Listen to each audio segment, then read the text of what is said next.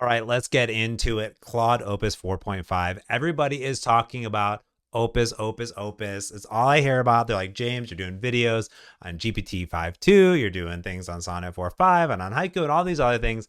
But really, you should just be talking about Opus 4.5. All right, Opus 4.5 has been out for a little bit. And I finally decided to sit down and give it a try inside of VS Code with GitHub Copilot to see if we can take our pet application and turn it into a stunning, beautiful application and one-shot the entire thing. Normally I do this experiment where I break down doing a landing page, where I do venue details and I break down their parts and pieces to it. I wanted to build out the entirety of it. That is what I wanted to do. So that is what we're going to try today. So let's get into it.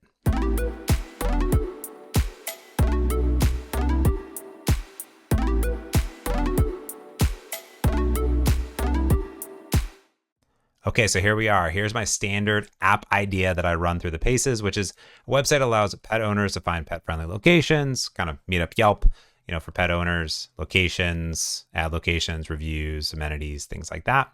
So here's what we have. And what we want to do is attach this and create a product requirements document. So I'm going to select Opus 4.5. And I sort of like to figure out what it looks like to create a PRD using a simple app idea. And that helps refine this out. So I'm going to say, let's create a PRD for this idea, keep it relatively high level, and put it in prd.md. So the prior product requirements document will help guide the rest of the application building. So actually, whenever I build the application, it's going to be a little bit different because the PRDs will be a little bit different based on what the model does for research and its knowledge base and what it wants to do. So we can see it's already doing some thinking of that. I want to create a product requirements document about the idea that I have. So it's going to come up with this idea, and then I would refine it ideally, right? So I would go ahead and do that. So it's created the PRD with a bunch of different things in it. So let's go ahead and take a look. So the PRD has my pet venue. It's a web application, problem statement. Perfect. Target audience, pet owners, pet-friendly business. That's cool. Yep. Core ideas, venue profiles, reviews, ratings, ad venues, user profiles, future considerations. So it's out of scope here for MVP. And then we have success metrics, technical implementation, timeline, questions, things like that. So perfect. Cool. So I'm just going to put this in here. And what I want to do now is run and build out this entire PRD basically. So I've created a file new blank Blazor WebAssembly application. It has just a hello world, nothing in there, standard CSS, standard app inside of here, nothing really special. I have added some images. So we have pets and we have some venues. So it has some data to go off of, which is nice. So what I did for Opus is I decided that I wanted to give it a much larger prompt. Okay, so normally my prompt doesn't have 1 through 9. It has just these bullet points, and I tell it to just create a standard landing page for the application, which alone would be very impressive for it to do in just a minute or two. But I want anything that we're building to have modern style with gradients, dark pink hues, nice fonts. I want it to have nice header navigation, footer navigation, should be responsive. It should have a light and dark mode with toggles. Make it look good, make sure all the key elements are highlighted. And then I have some pet photos and I tell it to update the existing home file for the home. And then I give it the PRD. But I've added some requirements up top, which I want a landing page. I want venues details. I want user profile page. I want a booking page. I want to use mock data. I want to ensure solid principles, reusable components, reusable CSS scope, CSS styling here, and then anything else based on the PRD below. So I'm just going to paste in the PRD. Now I am going to remove the open questions because that doesn't really need to be in a PRD in general. And I'm just going to save it.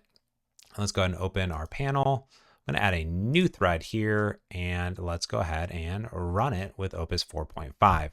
Now at this point, it usually takes a little bit of time to come up with the application or the landing page. And if you see my previous videos at all on Claude Sonnet or 5.2 with GPT, you'd see that we kind of go through that and then we add on to the application. But I really wanted to give Opus a difficult problem, right? I wanted to have it not only understand the code base, which is using subagents here to kind of do all that thinking in detail here. It's going to create the mock data services, build out reusable components, build the landing page, venues, user profile, booking page, and add those global styles. So my hope here is that it just kind of keeps going and does this in some sort of venue. And one thing I have noticed is that it seems to be building and putting them all out at the same time. So it's some thinking. It created a venue CS. We have models here. So here's my booking, for example. And then it's done my review, my user, and my booking here. And it's already generated 4 files. So now it's going to be thinking, putting together the next plan. And what we should be able to see here is after the data, we get the data services components as well. So I normally just kind of run it in real time, but we've asked it to build a very, very complex sort of application that has a lot of functionality in it. Normally, I'd probably just run this in like some background agent or cloud agent where I'm not just sitting and looking at it ready to go, and I'll just come back to it later. But I'm just going to go ahead and let it cook, and we'll see what it builds out, and we'll come back. So let's let it cook.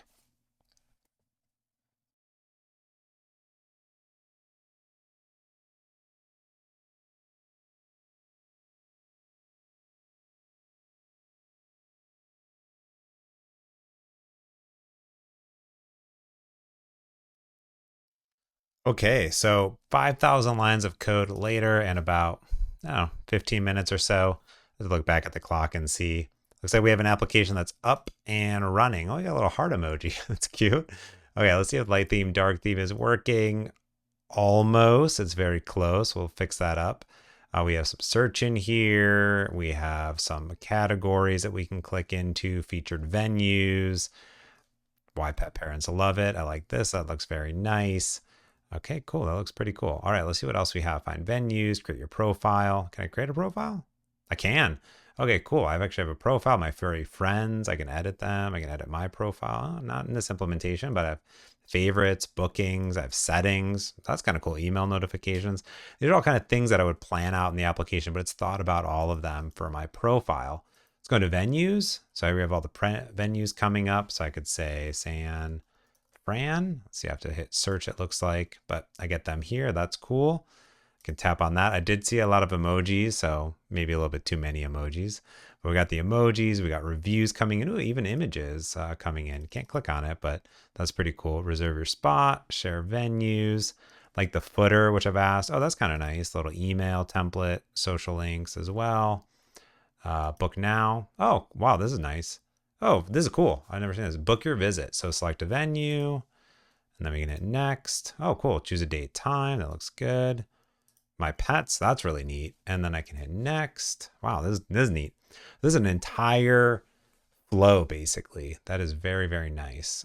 Header, footer, very nice. Oh, and custom. What is this? Custom color on the scroll bar over there. That is nice. The only thing that's messed up is this background. It looks like there. So I have profile, and then here, that's kind of nice. So the only thing is the background. So I'm going to tell it here, we'll skip that. I'll say it looks like the background of the full web app isn't dark mode compatible. Well, also when I click profile, it goes to the profile, but the navigation isn't selected. Something up there happening. Okay, well, that is cooking. We'll let that do it. Let's look at the code that it generated over here. So I'm gonna go ahead first and just keep all those changes. Cool. And then the thing that we want to look at here is let's look at the models. So we have standard classes. Maybe we would have liked them to be records, but that looks good. Could be some reason I could ask it. Didn't necessarily make them null safe, but that's okay, I would say. We have our component. So it did break it down into, here's amenity or Razor CSS. So our CSS is scoped here specifically. So we can see the classes here, the review card, handling parameters, editor requirements, and a lot more. That is very nice, very concrete, like the code that's being output there for those. That's exactly how I would create them. We also have our pages. So we can see here we have our injection of our iVenue service, navigation manager, and then just standard Razor, HTML, things like that. We have a search filters here. That looks good. Amazing. Looks all very nice. Just ran, CSS, HTML type of stuff. Cool. Searching, profiling, venues, all looks about the same. Good. It is loading. So we have a nice little loading menu here. Then what I'm really fascinated in is the services. So scroll to the top here, we get iBooking service. I like that. So we have a mock booking service. So this would allow us to easily loop into a real API that I could have it build out now that I have all these in here. And then we have this here. So this is the theme service. That's cool. All right, that looks really good. I mean, this is really solid code, I would say. See if it has gone ahead and fixed it up for us. Let's scroll down. Cool. Done it. Watch it automatically build. Do the stuff. Let's see if it did. Actually, did it hot reload? No, it did it. Okay, cool. Let's open it up. Boop. I don't know if it did or not. It might have been the CSS. Let's go ahead and shut it down and restart it just in case it didn't do it. So let's go ahead down to my program CS. Let's run it from here. Did say added background, HTML, the app. Okay, cool. And location changed event. Let's see if that did it. Still isn't doing it. Let's see, we do get the profile. That works now. That looks good. There's that. Let's just go ahead and give it a screenshot. And I'll capture the area just like this. Copy. Then let's go ahead and try that out. Looks like the background still isn't working. Boop. Paste that in there. So let's see if we can take a look at that image as well and see. So that's the last thing. It's very, very close, I would say. Nearly one-shotted it, I would say. Might be testing dark mode, find the background isn't changing properly. Let me do this. Ah, I see the issue. It isn't being applied. Perfect. Using JavaScript, blah, blah, blah. Cool. All right, so hopefully this will go and run. I don't know if we're still hot reloading, but I'll go ahead and stop this terminal. There we go. And then we'll stop the debugging and see if this will work for us. So last thing we're seeing here, hopefully, is a few changes. And it's going to do a full introspection here. So, and what we're hoping here is that it does some really deep reasoning. So I'm really surprised that it didn't find it the first time searching through and understand the code base as well. So it's a little bit of a surprise. All right, let's see here. Perfect, dark mode, and we are good to go. So this looks really, really nice. I can click on this. It even did over here URL routing automatically, which set the venue type. That's really nice. Here we're using standard sort of RESTful services. I even have a favorite on here. Does that favorite come over? It does. Wow, that's very nice. That's very cool. My services book. I mean, it even pre-filled in the selected venue inside of there. I mean, this is quite impressive in general. I need to run the same exact test with some of the other models, but I am very, very blown away by what this just created in a matter of no time at all. So I love that. Love that I have my profile set up. Love that I can edit it. Can I edit my pets? Can't. But, I could add them to that as well. So that's really cool. They even have categories, and this is really impressive. I think that is very nice. And it didn't necessarily have like tons and tons of gradients all over the place. I could have it tone it down, but I did ask it for pink subtle hues in general. So I really like that. I love this little navigation bar or like scroll bar that it did here. We are even getting some like subtle opacity coming through here, just the tiniest bit, which is really cool too. So I love to see it.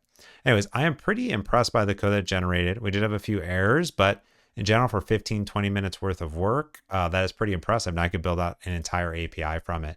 And the code looks really, really solid. I cannot be happier about it. That is super solid code. All right, well, I'm going to check this code into GitHub and open up PR for it so you can see it. So give it a look. But overall, with the deep reasoning here and the advance that it has, this is very, very nice just for a few minutes worth of work. All right, well, that's my experiment with Claude Opus 4.5. I've enjoyed my time with Opus 4.5. People seem to love it. I have been using it a little bit for some of the deeper research and more complex problems. I recently had some push notification sort of complexities in my weight tracking application for iOS, and notifications are complicated. So I put it through the paces of doing GPT models, Sonnet models, even Codex models. They all went about them in different ways, and I did actually enjoy the Opus 4.5 results the best, and it actually ended up working the best in general, and checking its work and going back and forth on it. So the results that it gave were pretty pleasing.